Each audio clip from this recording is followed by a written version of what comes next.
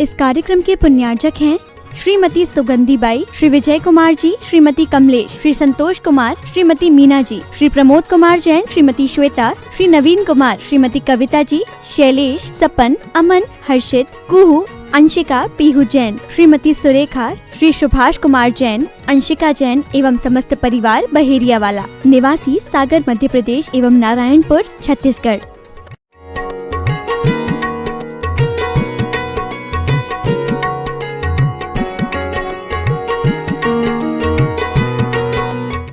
और जिस पे द्वेष पर आतुर हो गई उसकी तो बर्बादी निश्चित है, भले वो अपना पति ही क्यों ना हो।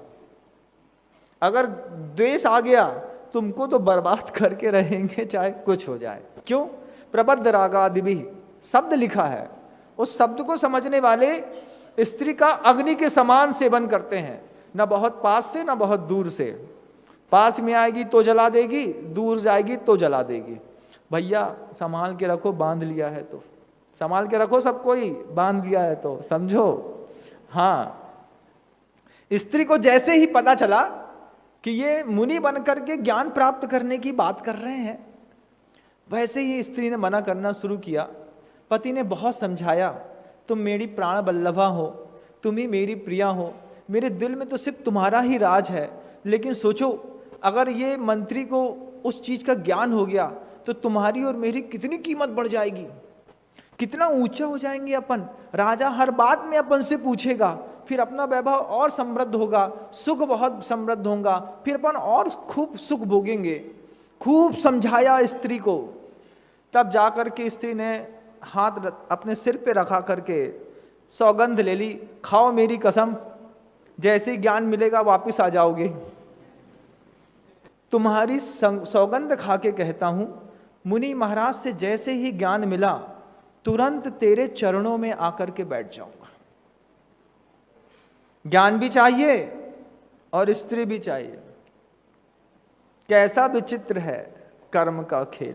आप देखो, गुरुदेव इस वाक्य के लिए कि जिनको ज्ञान भी चाहिए और स्त्री भी चाहिए, उनके लिए एक उदाहरण देते हैं। क्या उदाहरण देते हैं गुरुदेव? गुरुदेव कहते हैं, कभी पीपल का पेड़ देखा है? हाँ महाराज देखा है। बोले क्या देखा है? पीपल का पेड़ देखा है। बोले पीपल का पेड़ तो देखा होगा महाराज, दीवाल में पीपल का पेड़ देखा है? हाँ, दीवाल में पीपल का पेड़ देखा। कैसे पैदा होता है पता? नहीं पता। कबूतर रहते हैं तो कबूतर पीपल का फल खा लेते हैं। फल के अंदर बीज रहता है, जो कबूतर के पेट से होकर के जब कबूतर किसी दीवार में छत में चढ़ कर के बीट करते हैं तो उस बीट के अंदर उस पीपल का बीज रहता है, वो वहीं पे चिपक जाता है। और पीपल की खासियत रहती है कि थोड़ी भी नमी भी मिलेगी तो वो अपनी जीवनी शक्ति के माध्यम से वहाँ पैदा हो जाएगा। तो थोड़ी छाया की ठंडक मिलती है, इतनी छाया की ठंडक मात्र में उस बीज के अंदर से पेड़ निकल आता है। तो वो जो दीवाल के ऊपर पीपल का पेड़ होता है, गृहस्थ का ज्ञान उसके जैसा है। दो प्रकार के पीपल के पेड़, एक जमीन में लगा, एक दीवाल में लगा।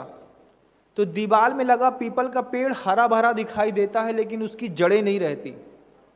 गृहस्थ के अंदर श्रुत का ज्ञान भी खूब हरा भरा दिखाई देता है, लेकिन उसकी कोई जड़ें नहीं रहती। जब चाहो उखाड़ करके फेंक दो। लेकिन वही पीपल का पेड़ जब जमीन में लगता है तो शतगुणित होकर के प्रतिदिन बढ़ता है। कैसा बढ़ता है? उतना ही वो ऊपर विस्तार करता है, उतना ही नीचे। चारित्र की भूमि में आने के बाद उस ज्ञान की यही भूमिका अति पवित्र रहती है कि जितना वो ऊपर बढ़ता है उतना ही वो अंदर भी बढ़ता है। और सिर्फ ऊपर और नीचे बढ़ता है ऐसा नहीं, फैलता भी है। और फैलने के साथ साथ उसकी शाखाएं, उपशाखाएं भी निकलती रहती हैं और इतना घना होता चला जाता है। अगर वो बड़का पेड़ जमीन में लगा है तो, लेकिन दीवार में लगा है तो हरा भरा है, उसको वहीं पे थोड़ी थोड़ी नमी भी मिलती रहती है, उसमें ही फलता रहता है। लेकिन उसकी स्थिति बहुत मजबूत नहीं रहती। गृहस्थ के ज्ञान की स्थिति भी बहुत ज़्यादा मजबूत नहीं रहती। थोड़ी भी प्रतिकूलता आती है, सबसे पहले श्रद्धा, ज्ञान, संयम सबसे पहले छूट जाता है, और फिर जो विभाव स्वभाव है वो स्वभाव के रूप में दिखाई देता है, क्रोध, मान, माया और लोभ। इस ज्ञान को पाने के लिए ये परिस्थितियों से हटना पड़ेगा। जैसे सुधर्म मुनि महाराज सूर्यमित्र को समझा रहे थे, उधर सूर्यमित्र पत्नी को समझा करके और फिर अपने आप को समझाने लगा। दुनिया में अपने आप को दीक्षा लेने के लिए समझाना भी बहुत पुरुषार्थ का खेल है। सबसे बड़ा है रोग, क्या कहेंगे लोग। सबसे बड़ा रोग है। आप धोती पहन करके मंदिर पूजा अभिषेक करने आना चाहते हैं, आपको भी ये रोग सताता है, भैया कल तक तो जीन्स टी शर्ट पहनते थे, कल धोती पहन के जाएंगे तो महिलाएं जो मंदिर में बैठती हैं देख के हंसेंगी तो नहीं। सबसे बड़ा है रोग, क्या कहेंगे लोग। अब वो सूर्यमित्र भी सोचता है, मैं दूसरे कुल में उत्पन्न हूं, मेरी समाज के लोग क्या कहेंगे कि सूर्यमित्र दिगंबर मुनि बन गया। खूब समझाया अपने आप को, अंतर्द्वंद में झूलता रहा, पूरा एक दिन निकाल दिया। उसके बाद सूर्यमित्र ने अंतिम पहर में स्वप्न देखा। स्वप्न देखते साथ ही उसने निश्चित कर लिया कि कल सुबह जाकर के वो मुनि महाराज उस ज्ञान की प्राप्ति के लिए जैसा कहते हैं सब करूंगा। पत्नी को समझाया और पत्नी को 14 वर्ष तक का धन देकर के संतुष्ट कर दिया। 14 वर्ष तक तुमको किसी से कुछ नहीं मांगना।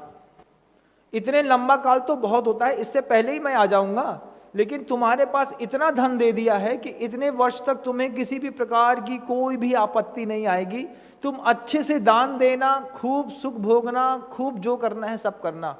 मुझे वो प्राप्त करके आना है। उस ज्ञान के बिना मेरे मंत्रित्व पने में कोई भी शक्ति और सामर्थ्य अब नहीं बची।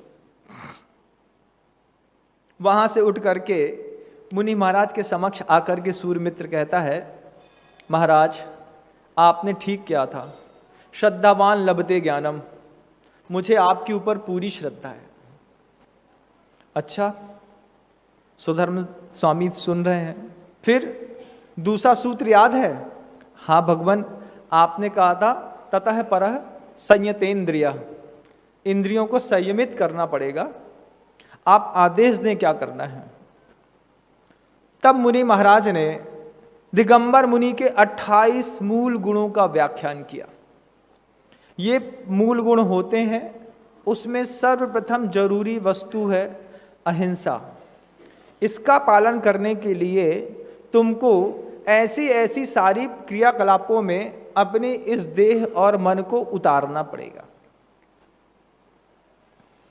मूल गुण का व्याख्यान जब सुना, हवाइयां उड़ने लगी। क्या होता है 28 मूल गुणों का पालन करना, कितनी बड़ी बात है। उसमें पंच महाव्रत, स्त्री तो घर में है, हाँ तो चलो ठीक है, मेरा तो उसी से संबंध है, अनुबंध है, घर में है, उसको देकर के आया हूं।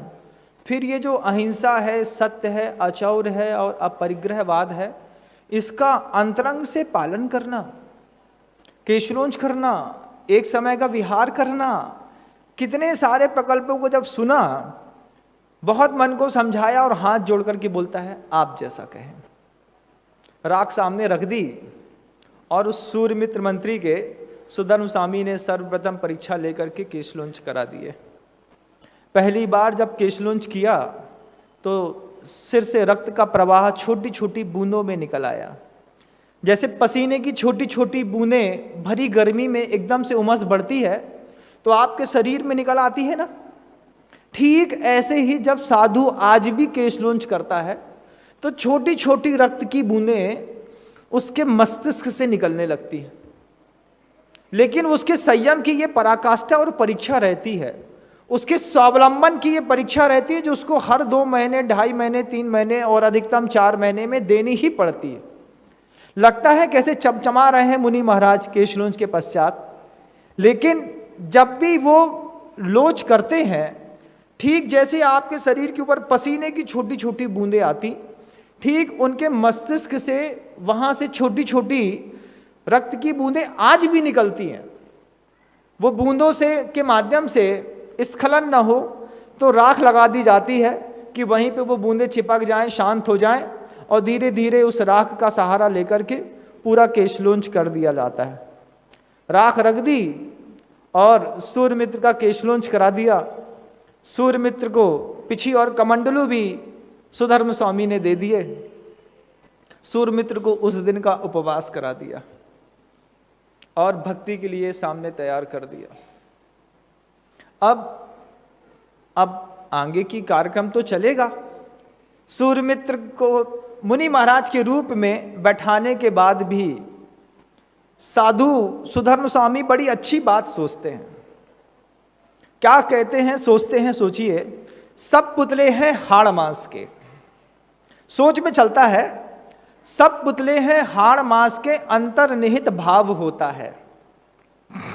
शब्दों को देखिए, सब पुतले हैं हाड़ मांस के, अंतर्निहित भाव होता है, कुछ उज्जवल आलोकित रवि से, कुछ में कुछ दुराव होता है। सब पुतले हैं हाड़ मांस के, अंतर्निहित भाव होता है, कुछ उज्जवल आलोकित रवि से, कुछ में कुछ दुराव होता है।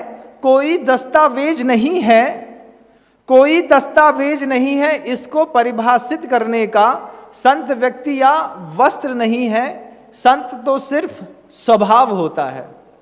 इतनी अच्छी बात सुधर्म मुनि महाराज अंदर सोच रहे थे कि व्यक्ति के रूप में तो संत खड़ा कर दिया, लेकिन स्वभाव से संत बनाना भी साधु की जवाबदारी है।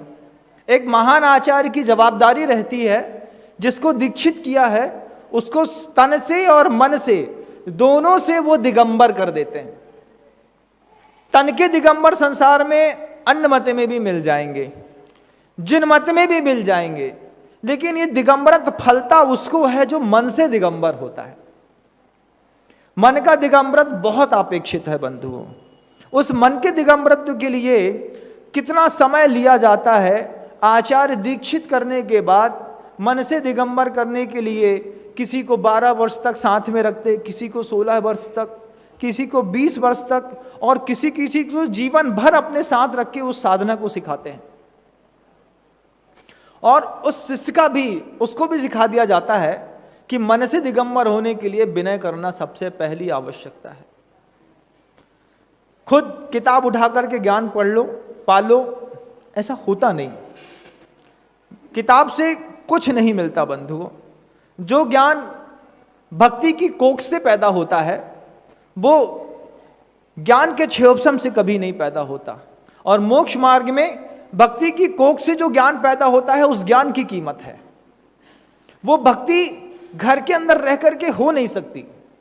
उस भक्ति के लिए एक महान आचार्य की सन्निधि जरूर चाहिए, और उनके अंतःपुर में रह करके, उनकी सन्निधि में रह करके साधना, सेवा, समर्पण, विनय, श्रद्धा, स्वभाव, इन सब में अपने आप को प्रवीण करना पड़ता है। लेकिन दीक्षित होने के बाद साधु किसी दूसरी चीजों में लग जाते हैं। जो दूसरी चीजों में लग जाते हैं वो कभी अंदर से दिगंबर नहीं बन पाते। ज्ञान का क्षोभसम भी वैसे ही फंसा रहता है। कितने साधु ऐसे आपने देखे होंगे कि न्यूज़पेपर पढ़ते मिल जाएंगे, कोई कॉमिक्स पढ़ता मिल जाएगा, कोई नॉवेल पढ़ता मिल जाएगा। ऐसे साधुओं के प्रति उनका कोई श्रुत के प्रति बहुमान ही नहीं रहता। इन सब से हट करके उपयोग की दशा को आचार्य वहां पे स्थिर करके आगम ग्रंथों में घुसा करके उसको रखते हैं, और उस गहन वन में वो साधु निरंतर घूमता रहता है। शावक भी घूम लेता है उस गहन वन में, लेकिन उत्कृष्ट दशा और क्षयोपशम को प्राप्त नहीं कर सकता। वहां पर उस सुधर्म मुनि महाराज ने सूर्यमित्र को दीक्षा देकर के साथ में रख लिया। साथ में रखने के बाद हर एक भाषा सिखा दी, हर चीज में सुधर्म धीरे धीरे, सुधर्म मुनि महाराज सूर्यमित्र को धीरे धीरे प्रवीण करते चले जा रहे। बहुत समय निकल गया। सूर्यमित्र मुनि सुधर्म स्वामी से कहते हैं, महाराज निवेदन करूं? हाँ सूर्यमित्र बोलो। बहुत दिनों से आपकी सेवा कर रहा हूं, विनय भी कर रहा हूं, आपके ऊपर मेरी भक्ति का प्रसाद भी है, मेरी इंद्रियां भी संयम में है, आप मुझे वो ज्ञान दे दीजिए। फिर मांगा ज्ञान दे दीजिए। महाराज सोचते हैं, हाँ अभी थोड़ा सा और सेवा करो, ज्ञान मिल जाएगा। अंतर के भाव को, चूंकि सुधर्म स्वामी के पास अवधि ज्ञान था, वो देख रहे थे कि इसको निरंतर मुनि पद में आने के बाद भी पद बाहर से तो मिल गया है, लेकिन अंदर अभी श्रद्धा की प्रतिष्ठा होना बाकी है। श्रद्धा भी आ जाए कोई जरूरी नहीं है। श्रद्धा मुंह से मेरे प्रति तो है, लेकिन आगम को समझ नहीं पा रहा है अभी, क्या करें? तो सुधर्म स्वामी को सूझा, उन्होंने धीरे धीरे करके हर एक आगम ग्रंथ को उसको पढ़ाना शुरू किया। शुरुआत करी नमोकार मंत्र से। नमोकार मंत्र से शुरुआत करी। आपकी प्राकृत भाषा ही आपकी मदर लैंग्वेज है बंधुओं, इसको आप ध्यान रखिएगा। बच्चा को सबसे पहले माँ कभी भी पापा मम्मी कहना नहीं सिखाती। नमो अरिहंत, बेटा बोलो नमो अरिहंताणम, नमो सिद्धाणम, नमो आयरियाणम, ऐसा बोलते हैं ना। बच्चे को खुद बोलते हो, महाराज के पास आ जाए तो उनसे भी बोलते हो, महाराज इसको नमोकार मंत्र सुना दीजिए। हमारी आपकी पहली मातृभाषा है प्राकृत। उसके बाद आप जिस घर में हिंदी, मलयालम, तमिल, तेलुगु जो भी सीख लेते हैं वो, फिर संस्कृत भी एक भाषा है। जैसे घर के अंदर चाची, मम्मी, बुआ, ताई सब रहती हैं, ऐसे ही मस्तिष्क में ये सारी भाषाएं रह करके व्यक्तित्व को उभारती हैं। सिर्फ एक भाषा से उत्थान नहीं होता। न्यूक्लियर फैमिली वालों को तो समझ में ही नहीं आएगी ये बात। संयुक्त परिवार में बुआ चाची के जैसे संबंध रहते हैं, ऐसे ही इस ज्ञान को प्राप्त करने के लिए भी प्राकृत से शुरुआत करनी पड़ती है। फिर हिंदी, संस्कृत और अन्य भाषाओं में भी प्रवीणता प्राप्त करते करते एक दिन व्यक्ति को उस ज्ञान की भी प्राप्ति होती है। वो सूर्यमित्र को सुधर्म स्वामी ग्रंथ का अवलोकन कराते रहे। सूर्यमित्र पढ़ता रहा, अंदर अंदर अंदर सब पढ़ता, सब पढ़ करके अच्छे से मनोयोग पूर्वक पढ़ता, और शाम को आकर के अपनी पत्नी की चिंता करता। क्या कर रही होगी, मेरे बिना उसको रहते रहते अब 2 साल हो गए, और मुझे इस ज्ञान की भी लालसा है, अंदर पत्नी की भी इच्छा हो रही है, क्या सोचती है वो। और ये महाराज भी मेरा गांव छोड़ करके यहाँ बिहार करके चले आए, अब वो दूर और मैं दूर। ये भी नहीं कि वो दर्शन करने आ जाती, तो वो दर्शन करने भी नहीं आ रही। सूर्यमित्र के अंदर बार बार पत्नी सताती, और बाहर से रह करके वो ज्ञान प्राप्त करता रहता, सब सीखता पढ़ता रहता, अंदर कुछ समझ में ही नहीं आता। तो एक दिन जब सुधर्म स्वामी ने समझा कि इतना पढ़ाने के बाद भी सूर्यमित्र के अंदर से वो अपनी पत्नी का भाव अलग नहीं हो रहा है, राग अलग नहीं हो रहा है,